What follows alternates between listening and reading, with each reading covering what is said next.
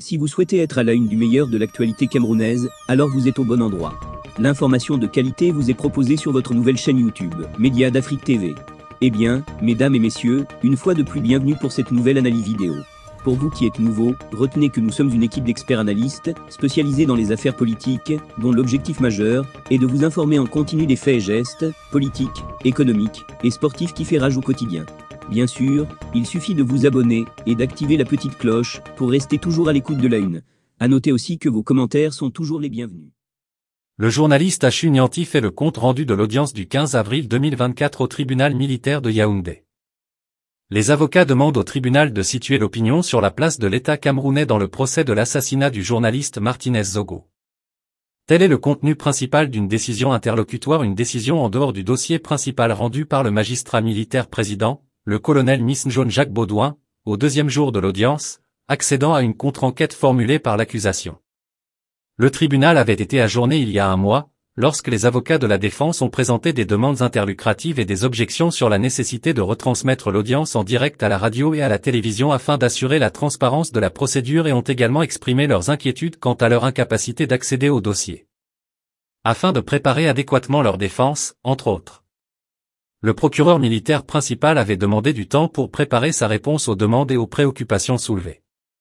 À la reprise de l'audience ce lundi et après que le président du tribunal a de nouveau vérifié l'identité des accusés et de leurs conseils, le procureur militaire, le lieutenant-colonel Serline Belinga, s'est levé, a respiré profondément et a trié méthodiquement et successivement pour déconstruire les enjeux soulevés par les avocats de la défense.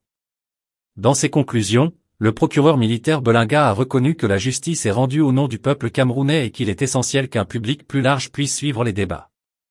Mais il a fait valoir que même si l'état actuel du droit autorise des possibilités de projection même pour ceux qui se trouvent à l'extérieur de la salle d'audience pour suivre les délibérations, l'état actuel du droit camerounais et international ne permet pas aux chaînes de télévision de retransmettre les audiences du tribunal.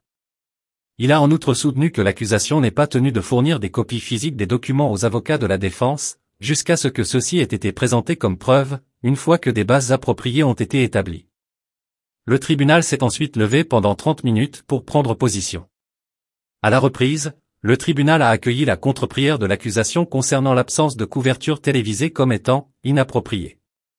Dans sa décision, le tribunal a accédé à cette prière.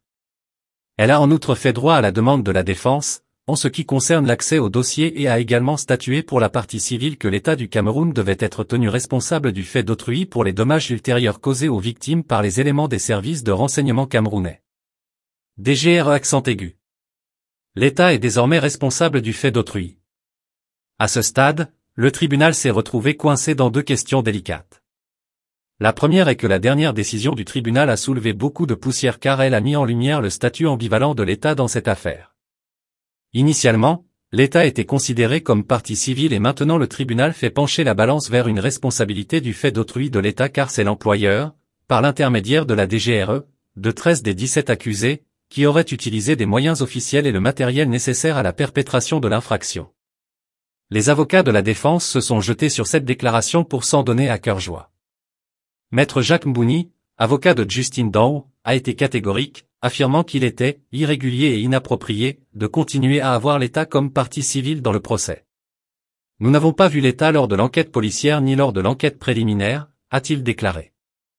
Avec force et vigueur persuasive, sur un ton montant et descendant, il a tonné, l'État ne peut pas entrer par la porte dérobée, a conclu l'homme de droit.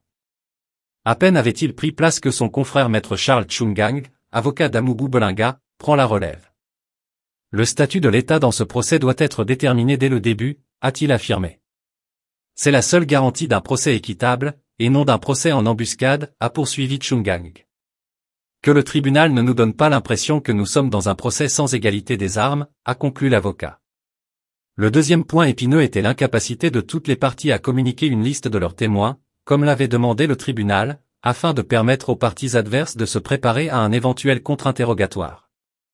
Certains avocats de la défense ont soutenu que dans cet échec, en particulier de la part de l'accusation, il fallait appliquer toutes les conséquences de la loi, c'est-à-dire que ces témoins ne devraient pas être entendus. Alors que les arguments et contre-arguments faisaient rage sur ces deux questions délicates, une situation délicate s'est brièvement produite, lorsque le magistrat président a ignoré l'accusation qui demandait la parole. Le magistrat n'était visiblement pas à l'aise à l'idée que l'accusation interrompe un avocat qui était debout et lorsque, d'un geste rapide, le magistrat a décidé de donner la parole à l'accusation, le magistrat a simplement dit « Le tribunal est sage ». La femme procureure s'est alors levée, a étiré sa toge et, avec un visage courtois et souriant, a fermement déclaré à l'avocat de la défense que sa tenue vestimentaire ne répondait pas aux normes des salles d'audience au Cameroun.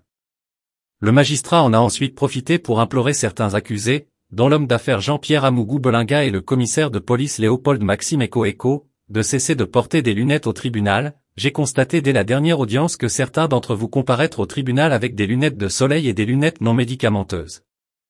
Vous n'avez droit qu'à des lunettes médicalement prescrites, nous devons voir votre comportement, a déclaré fermement le magistrat. Avec ses moments comiques et passionnants et ses salves verbales, la foule avait du mal à garder son sang-froid, avec des murmures sourds et certains éclats de rire, obligeant le magistrat militaire à crier en français « Ordre, ordre, ordre » pour tenter de ramener le public sous contrôle. Les accusés doivent encore attendre. Les arguments sur les deux questions étaient tels que le tribunal ne pouvait pas se prononcer immédiatement. Le colonel Miss John a été contraint de conférer avec ses collègues du collège composé de 3 personnes, pour ajourner l'affaire au 6 mai 2024, de manière à engager la responsabilité de l'État comme étant responsable du fait d'autrui, communication des listes de témoins. Une des raisons pour lesquelles l'affaire a de nouveau été ajournée une dernière fois est le début du procès proprement dit. Pour les 17 accusés et leurs avocats, il s'agissait d'une nouvelle journée perdue, car jusqu'à présent, et après 2 audiences distinctes, il ne leur a pas encore été demandé officiellement s'ils sont coupables ou non des crimes pour lesquels ils sont facturés.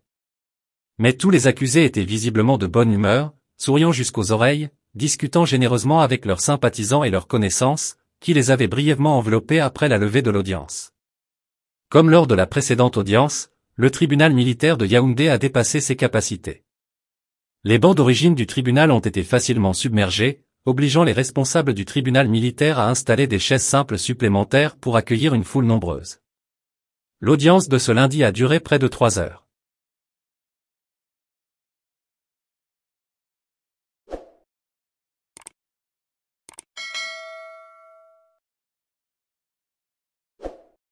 Le procès très attendu sur l'assassinat du journaliste Martinez Zogo en janvier 2022 peine à entrer dans le vif du sujet. Lors de la deuxième audience qui s'est tenue lundi 15 avril devant le tribunal militaire de Yaoundé, les 17 accusés et leurs avocats respectifs n'ont été qu'en partie entendus sur leur requête préalable. La défense espérait notamment obtenir la retransmission télévisée et radiophonique des audiences pour ce procès d'une très forte portée symbolique au Cameroun. Mais le tribunal a suivi les réquisitions du commissaire du gouvernement, jugeant une telle diffusion non conforme à la loi. Si le procès reste public, son accès restera donc réservé à ceux pouvant se déplacer sur les lieux. Les avocats de la défense ont également vu leur demande de disposer d'une copie du dossier d'instruction être rejetée par les juges. Ils ne pourront que le consulter sur place, sans possibilité de reproduction ni de transmission, une décision critiquée par certains comme pouvant entraver la préparation de la défense. Une nouvelle audience a d'ores et déjà été fixée au 29 avril pour tenter d'aplanir ces différends sur l'organisation et le rythme des audiences à venir. Il faut dire que lors des 2 premières journées, avocats et magistrats ont semblé peiner à s'accorder sur la marche à suivre pour ce procès tentaculaire mettant en cause pas moins de 17 accusés. La question épineuse de la responsabilité de l'État camerounais dans cette affaire où sont impliqués des agents des services secrets a aussi été soulevée par la défense. Mais l'avocat de la DGRE, Claude Assira, a réfuté cette responsabilité, arguant que les accusés n'ont pas reçu d'instructions particulières pour commettre ce crime. Initialement très suivie, notamment par la société civile, cette audience du 15 avril a donc une nouvelle fois accouché d'une souris. Au rythme où vont les choses, le procès risque de s'enliser longtemps encore avant d'entrer dans le vif des débats sur les circonstances du meurtre de Martinez Zogo et la désignation des éventuels commanditaires. Un nouveau renvoi qui pourrait attiser la grogne au Cameroun où l'opinion attend des réponses claires sur ce crime choquant.